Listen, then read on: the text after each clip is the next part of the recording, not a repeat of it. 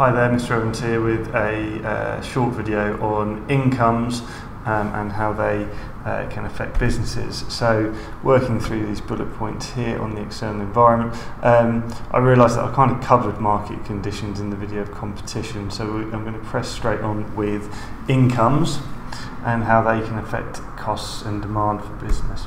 So income, we can define income as the amount of money that is received by consumers in exchange for their labour or as a reward for their investments, such as savings in the bank or investment in the stock market maybe, and the dividend payments that they may receive. Incomes to a large extent will have an impact on the amount of spending that consumers do. Of course, the amount of money they're getting in isn't the only factor that determine what consumers will spend. Consumer confidence about the state of the economy and their future expectations about their job, etc. will play a role.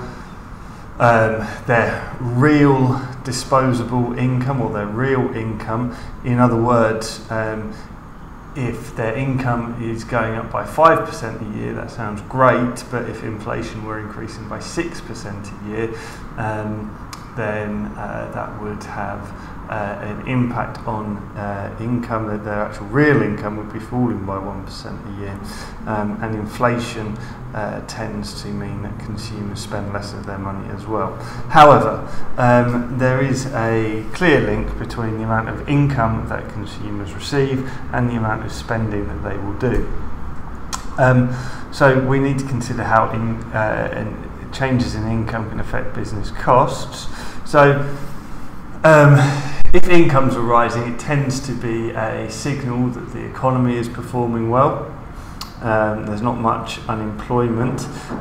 Therefore, as incomes rise, it may increase a firm's wage bill. Workers may start to press for an increase in wages, and firms will be forced into paying them.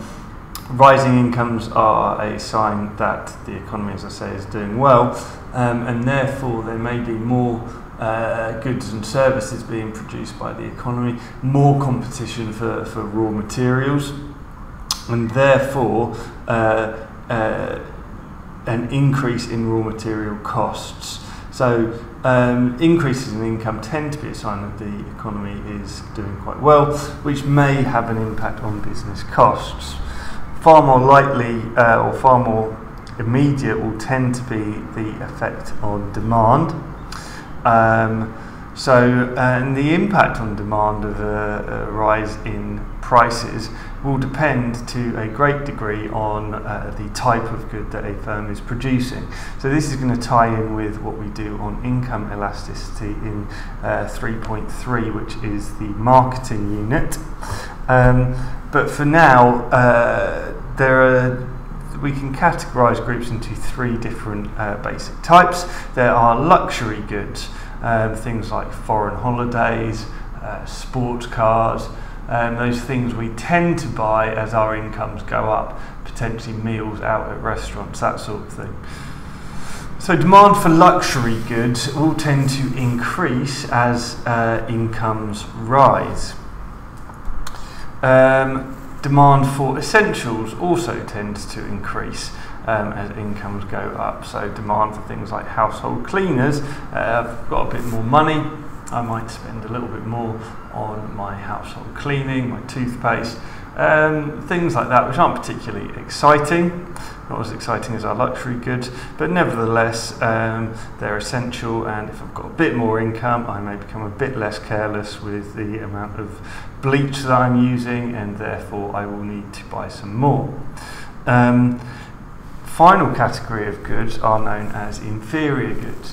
Inferior goods tend to face falling demand as incomes rise. So an example would be bus travel. as incomes rise, consumers may switch to other forms of transport. People who have previously taken the bus may buy a car or decide to take a taxi. Goods that are perceived as inferior may find demand for them falling. Things like the value ranges that supermarkets bring out. So, incomes can have effect on business costs, but the bigger effect will tend to be on demand and the goods that businesses are selling. The impact of changes in income depend on the types of goods that businesses are selling.